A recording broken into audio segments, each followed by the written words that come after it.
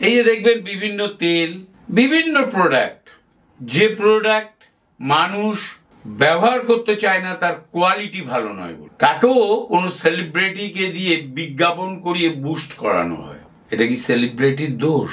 যে মানুষের কোনো যোগ্যতা নেই কোনো অ্যাওয়ার্ড প্রাপ্তি হওয়ার, তার খালি যোগ্যতা আছে কিছু ঠকানো পয়সা তার কাছে আছে, সেই টাকাকে ব্যবহার করে বড় অ্যাওয়ার্ড নিয়ে গেল বড় সেলিব্রিটির হাত থেকে।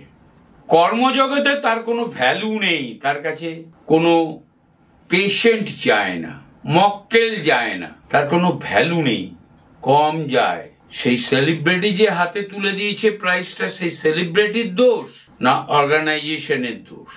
এই যারা এই ব্যাপারগুলোকে অর্গানাইজড করে তারা সবসময় মনে করে রাখবেন তাদের রাহু বুধ দ্বারা কানেক্টেড।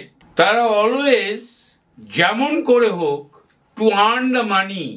শনিরও এখানে একটা প্রভাব থাকে, শুক্রেরও একটা প্রভাব থাকে, বৃহস্পতির থাকে কিন্তু কম। খুব ভালো করে চিন্তা করবেন আমার কথাটা।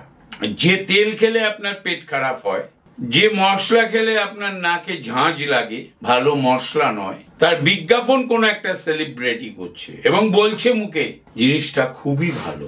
যে দোকান কোন প্রোডাক্ট বাজার ছাড়া দাম নেয় এবং অথেন্টিক ভাবেও বিক্রি করে না, তার প্রোডাক্টটা হাতে নিয়ে কোন সেলিব্রিটি বলছে যে সত্যের জয়, দারুণ জিনিস, ব্যবহার করুন, টকটকে ফল পাবে। দোষ কার?